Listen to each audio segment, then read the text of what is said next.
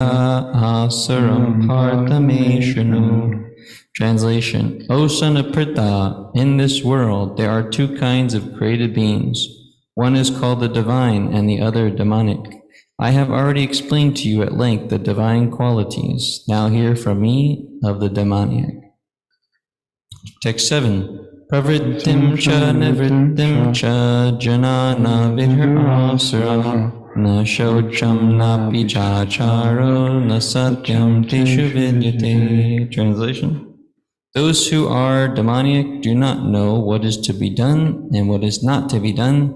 Neither cleanliness nor proper behavior nor truth is found in them. Text number 8. Asatyam apratishtam te jagat ahur anishvaram aparaspara sambhutam kimanyat kamahaitukam. Translation: they say that this world is unreal, that there is no foundation, and that there is no God in control. It is produced of sex desire and has no cause other than lust. Text number 9. Etam dushtim avashtadya nashtatmano paduryaha prabhavanti ugra karmanha kshayaya jagato hitaha. Translation together. Following such conclusions, the demoniac who are lost to themselves and who have no intelligence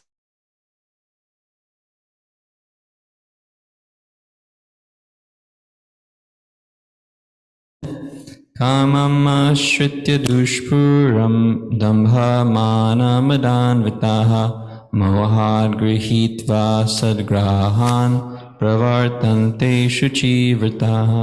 Translation: the demoniac, taking shelter of insatiable lust, pride, and false prestige, and being thus illusioned, are always sworn to unclean work, attracted by the impermanent.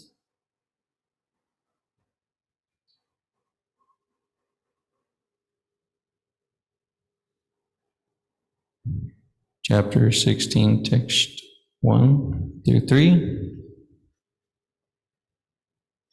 The Blessed Lord said, fearlessness, purification of one,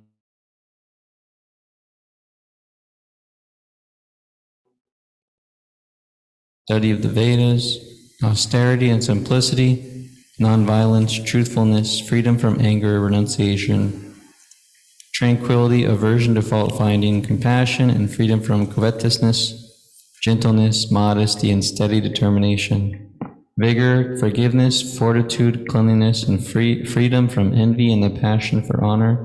These transcendental qualities, O son of Bharat, belong to godly men endowed with divine nature.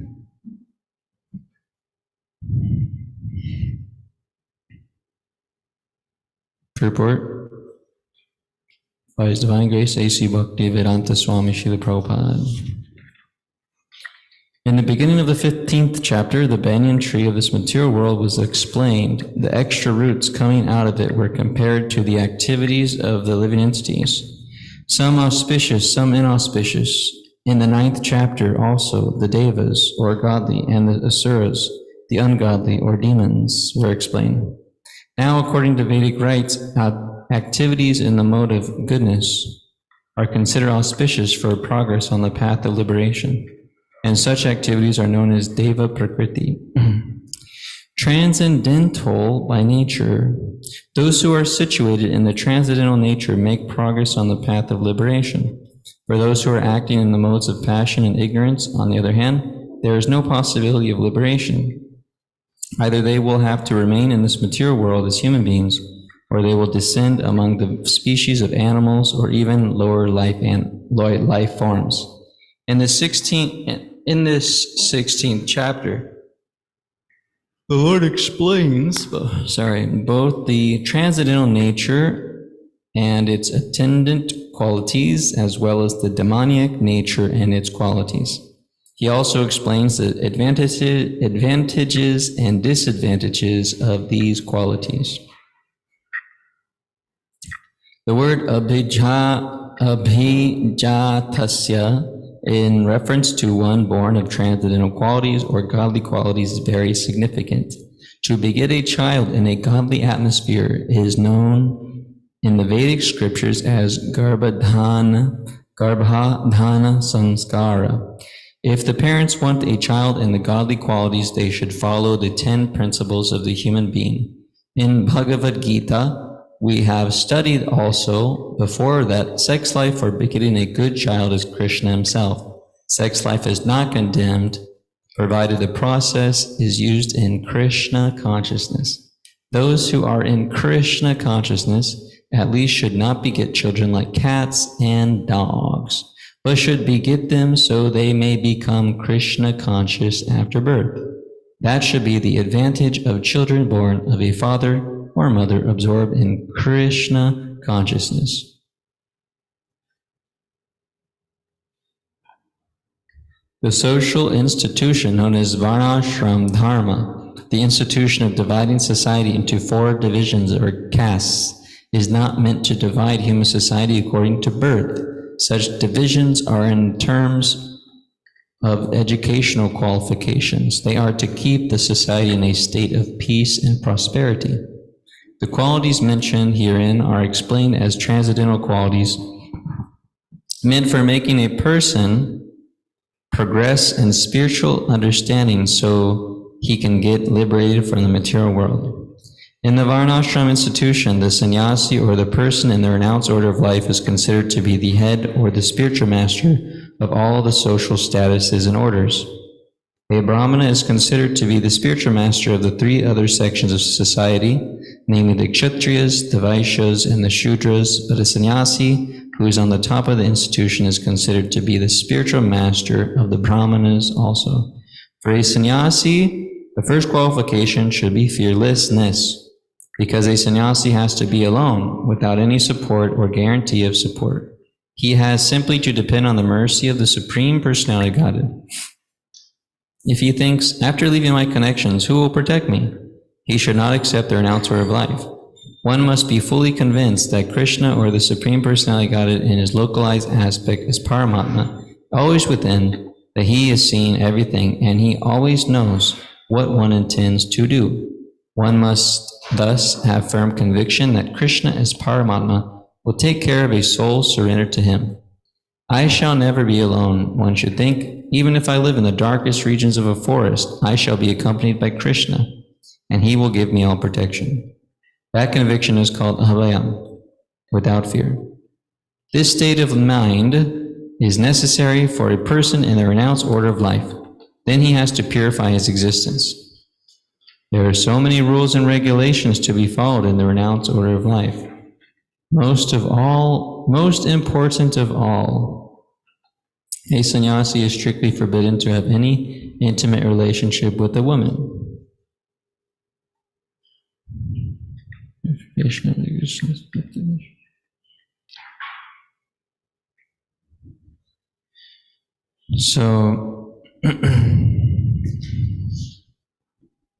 So this verse, start of the 16th chapter, Krishna is explaining the divine qualities, and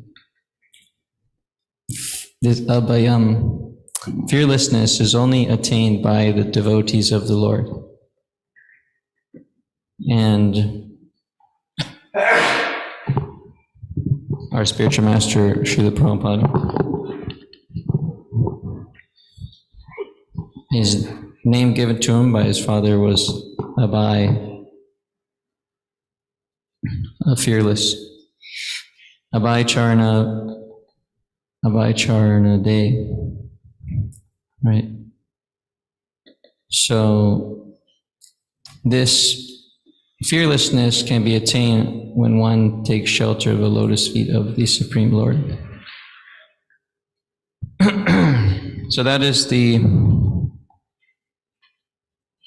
mood of the sannyasi, is that he is completely taking shelter of the Supreme Lord with mind, body, and words, and thus he is protected by Krishna, and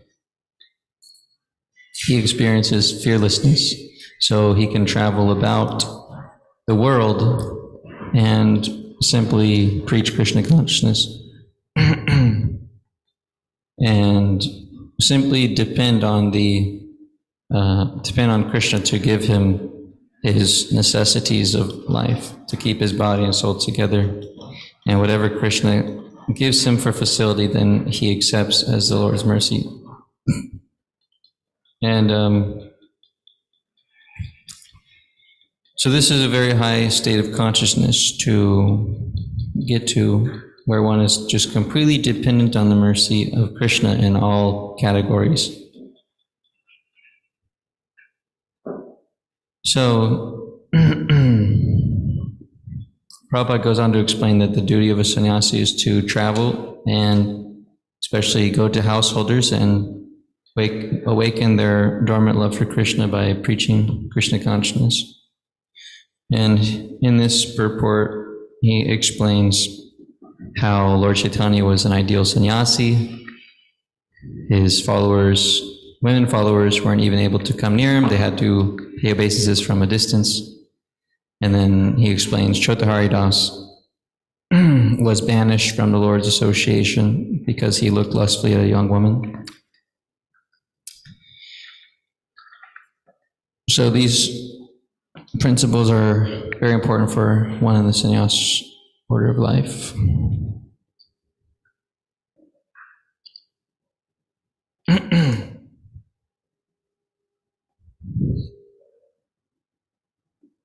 Yes, bro? Yes, Murari.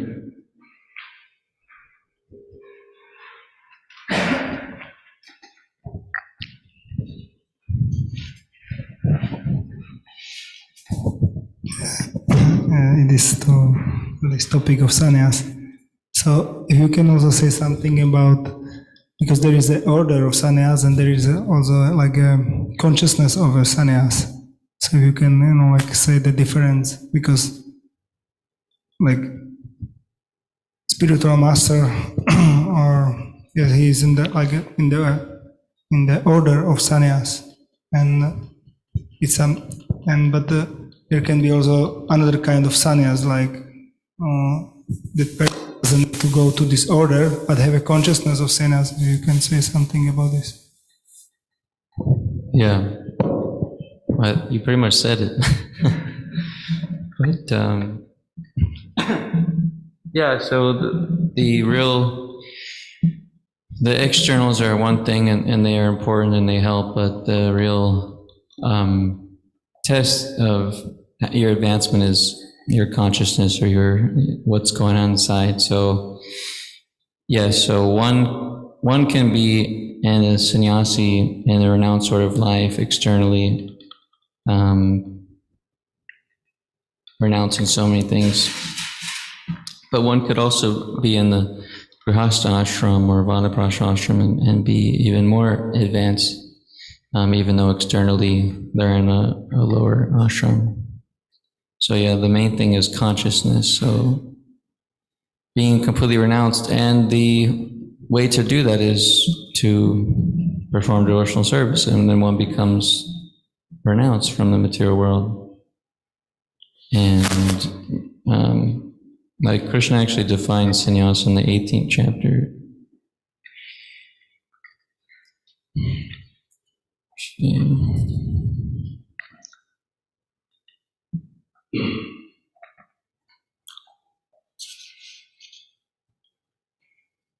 To give up the results of all activities is called renunciation by the wise, and that state is called the renounced order of life, sannyas, by great learned men.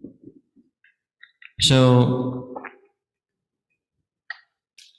we achieve this by anasaktya vishayan, that we perform this yukta vairagya, so we engage everything that we have in the service of the Lord, and thus we experience renunciation, real tyag, not something that's artificial.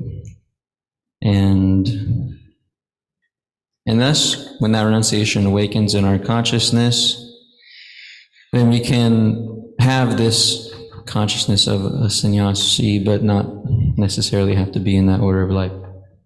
But it is important to go through do the externals. it's important also.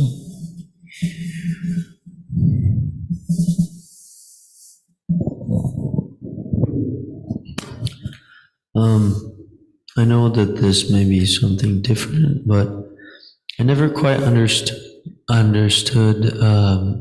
this lusty glance from Chota Haridas Thakur, or Chota Haridas. And it seems that how would we know, or how will we check ourselves? Like following in the footsteps of, or like learning the lesson.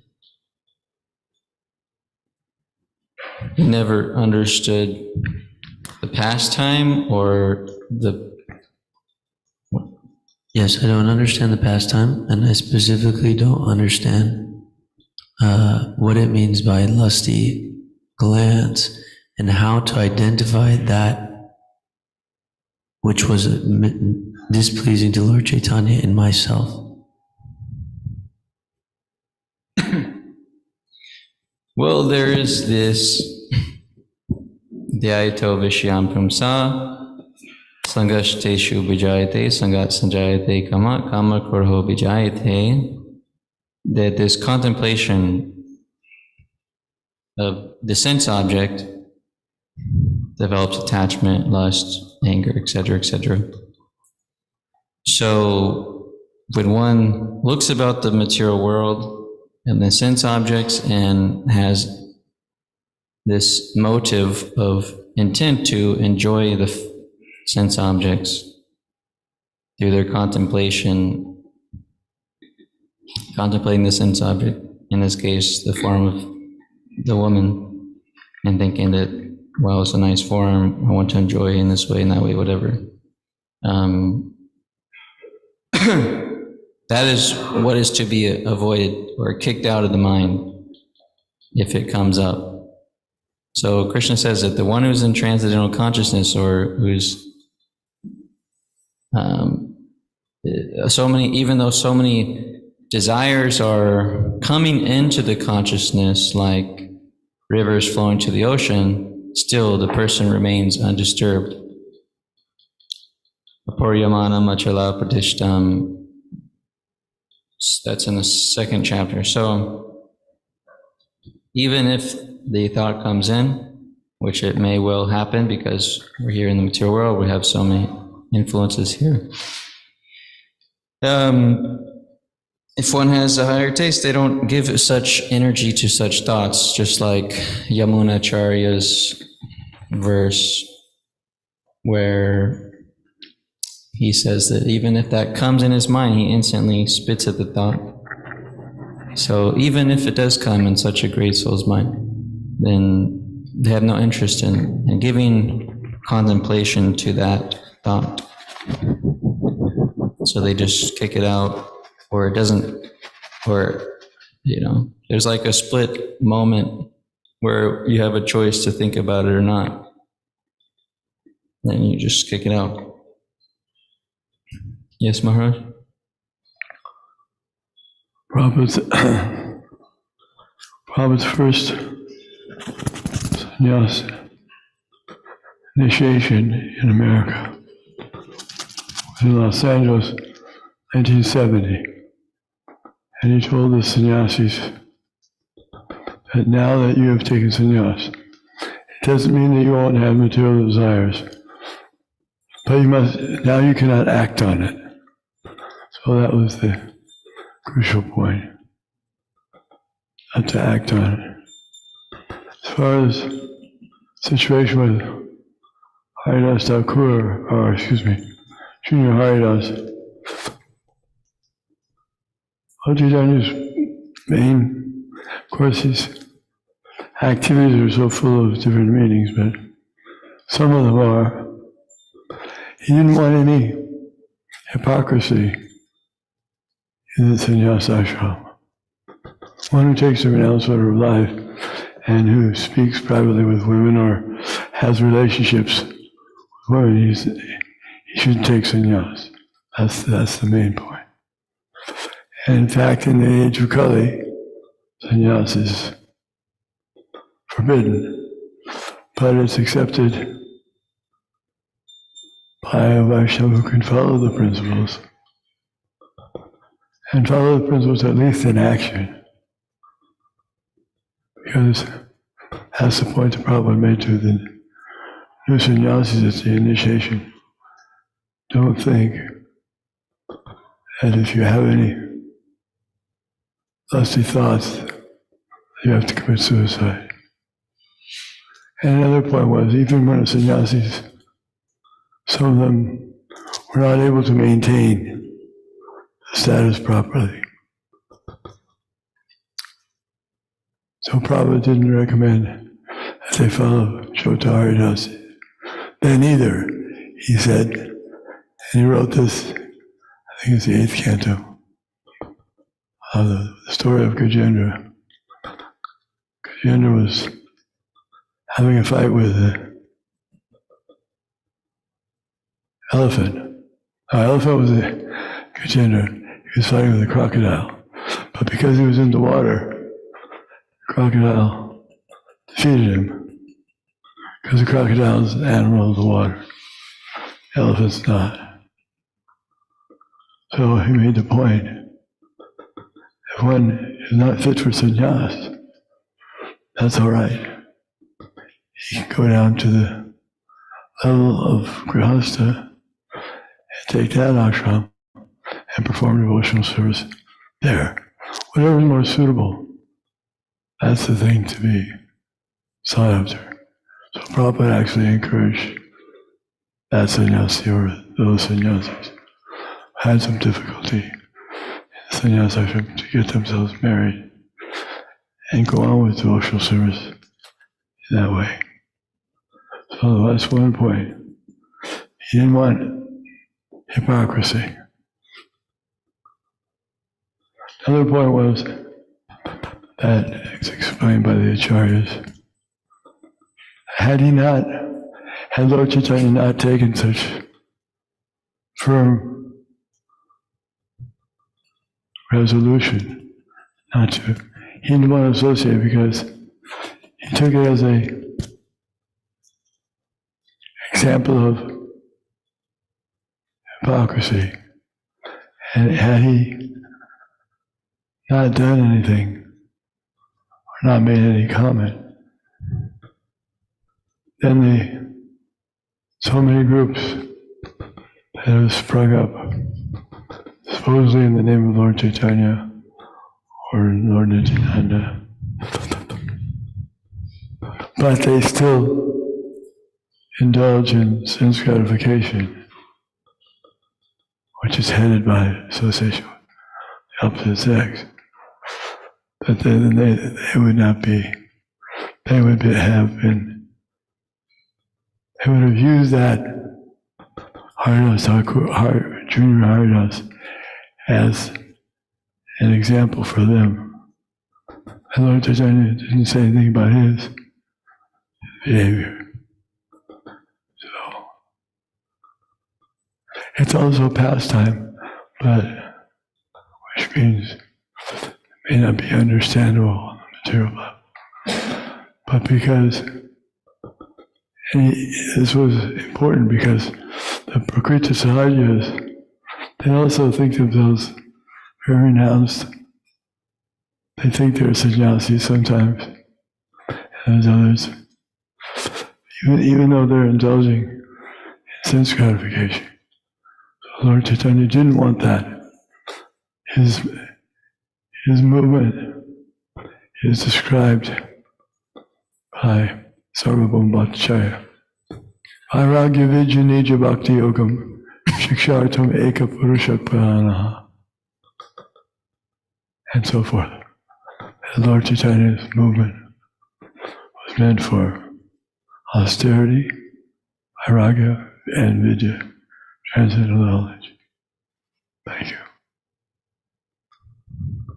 Thank you, Guru Maharaj. Are there any other comments or questions?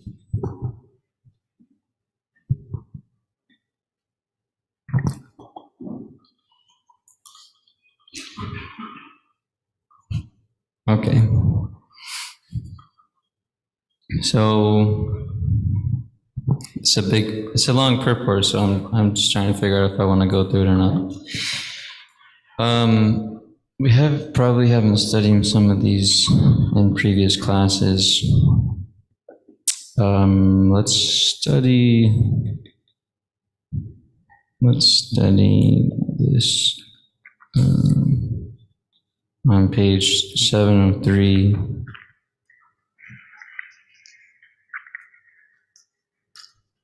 The last paragraph.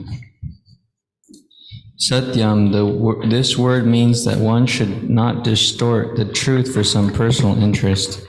In Vedic literature, there are some difficult passages, but the meaning or the purpose should be learned from a bona fide spiritual master. That is the process for understanding Vedas. Shruti means that one should hear from the authority. One should not construe some interpretation for his personal interest. There are so many commentaries on Bhagavad Gita that misinterpret the original text. The real import of the word should be presented, and that should be learned from a bona fide spiritual master. Akrodha means to check anger. Even if there is provocation, one should be tolerant. For once one becomes angry, his whole body becomes polluted. Anger is the product of the modes of passion and lust. So one who is transcendentally situated should check himself from anger.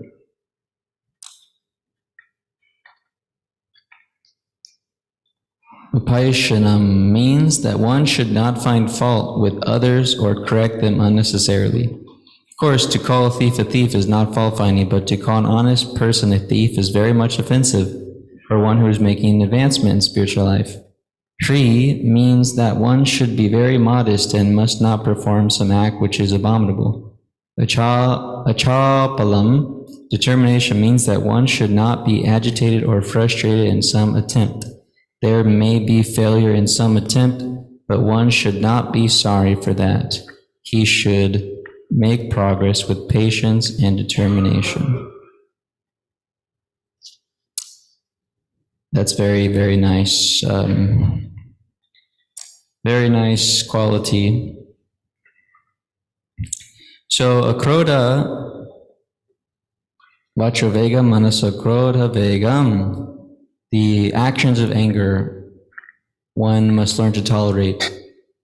And if one can do that, and this is a nectar of instruction, one can tolerate the actions of anger and the other 5, then one can be qualified to make disciples all over the world, because anger can be very reckless and can basically lead to, like Krishna says, what is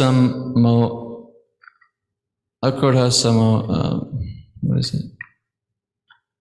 He says that from anger then arises this delusion, bewilderment of memory, intelligence is lost. Then one falls down to the material pool.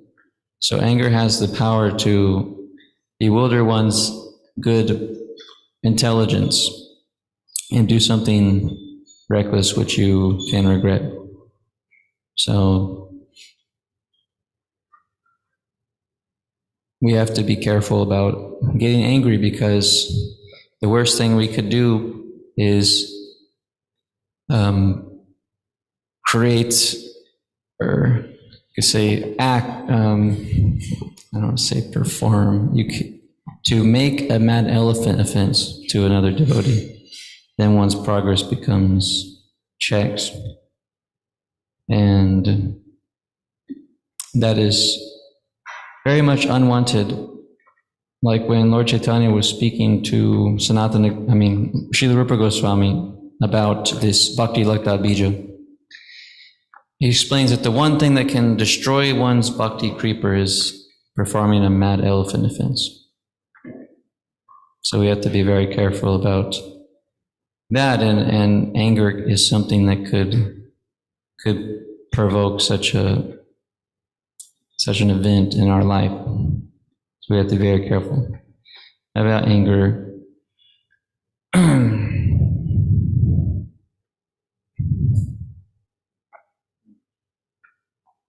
I'm trying to reflect on realizations about anger, but I don't really get angry so much. But what I experience is like frustration, some frustration.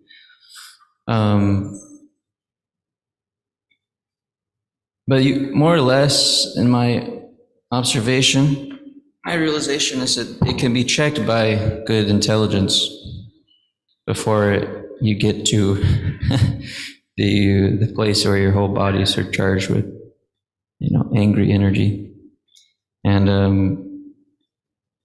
it can happen. I've said this example before. I got, for some reason, I got really angry with someone at the college you guys went to today, Lawrence. Yeah, it was some young Indian Hindu guy, and he was criticizing me. Eric, he was criticizing the way we were distributing books, and I got really angry with him, and I had just this energy flowing through my whole body, and it was like, and I was philosophically, criticizing his points, but it didn't feel good, and I felt like I wanted to harm something, so it's very dangerous.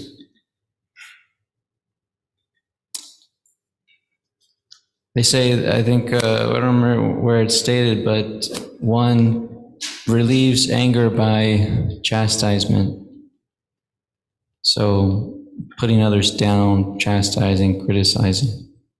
One can relieve their anger, but like if their intelligence is lost, then they can say the wrong thing to the wrong person and create a mental offense. So we have to be very careful. But more or less, if we're performing devotional service, this is a solution to remaining free from anger. We're just always trying to situate ourselves on the transcendental platform. But some of you may have a background of being more angry than others, so you have to be careful. That is the case. Yes, Maharaj.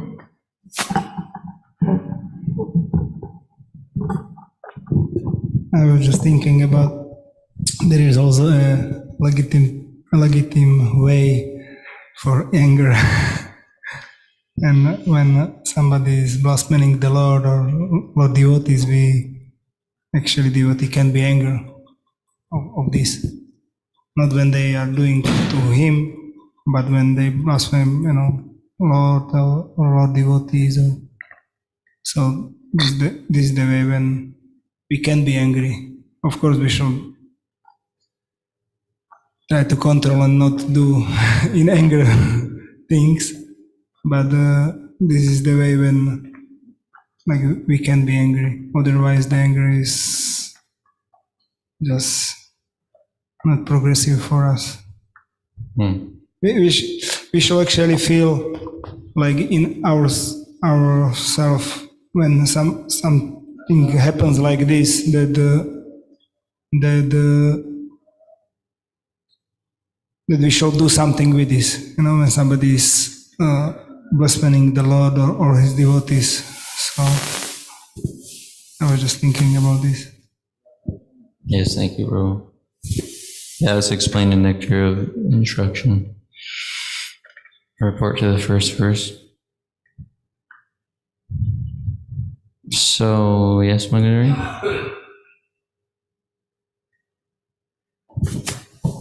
I recently read some quotes about anger from Srila Prabhupada. Is it appropriate to share that? One second. Hare Krishna, Hare Krishna, Krishna Krishna,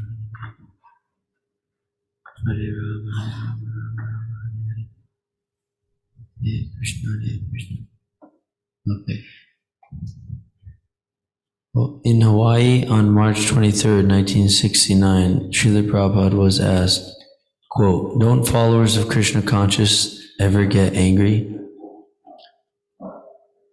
Srila Prabhupada, yes, they can get angry. Why not? They're very much angry to the non-devotees. You rascal, why you have not are not surrendering yourself to God, you rascals. Yes, we are angry. This anger is service of Krishna. How can I give up anger? But we use anger in a different way, not for our sense gratification. Why you have not paid me such and such money? No, we don't say like that. Why you are not Krishna conscious? That is our anger. So the anger can be utilized in Krishna consciousness. Everything can be utilized in Krishna consciousness. Why should I give up anger? Krishna is also angry, and I am son of Krishna. So anger is in me because I have got the qualities of my father. So how can I give up anger? But I use anger only for Krishna. So we do not leave anything, but we utilize everything for Krishna. That is our Krishna consciousness philosophy. So, don't followers of Krishna conscious ever get angry? Yes, we get angry. Why not? We are not artificial. Human nature is to become angry. Sometimes satisfied, sometimes. So we utilize this. We are angry when one is not Krishna conscious, when he is against God.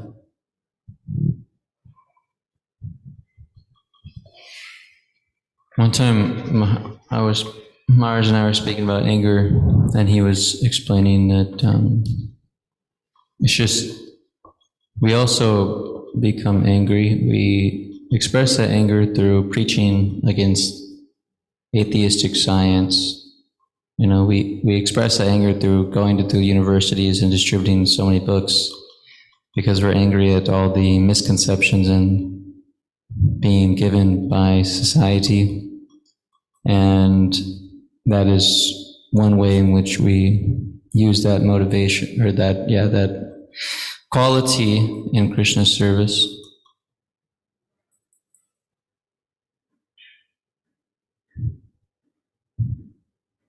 There is some achapalam. Determination means that one should not be agitated or frustrated in some attempt. There may be failure in some attempt, but one should not be sorry for that.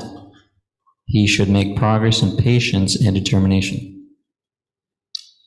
So this is very important for us in our devotional service, because we'll make mistakes, we'll have shortcomings and all that. But if we simply go on and continue with determination, then we can make steady progress. And the Nectar of Instruction explains that Utsaha Nishchaya Daryat, that we have enthusiasm to continue, practice devotional service, confidence that Krishna will help us, and the patience to continue on and not expect results right away. These three things are very important for our advancement, our steady progress. So practically, determination means that we don't give up our service, and we always try to improve it. And if we're engaging in an activity, then we try to see it through, not just give it up because it's difficult, which is in the mode of passion, but to be steadfast and continue on with the task, with the service to Krishna. So there may be so many things, obstacles in our path, just like when you're distributing books. So many people say no, but if you just keep on talking to the next person, you try your best, and you really learn this art very strongly of being determined. And it's a very important quality to learn how to be determined. If you're not determined, you won't be very effective in the things you do, because there will always be obstacles, always be challenges, failures, successes. But we have to learn how to be steady in both, obstacles and rewards. Just focus on the real goal, which ultimately is this attaining pure love of God, pure love of Krishna. So it's just like that point, like the sannyasis may have fallen down, but it wasn't like Prabhupada was saying, just give up, but continue on with determination, your devotional service. Okay, change your ashram, get married, be situated there, and then continue with determination in performing this devotional service. Not just like, okay, yeah, give it up, commit suicide.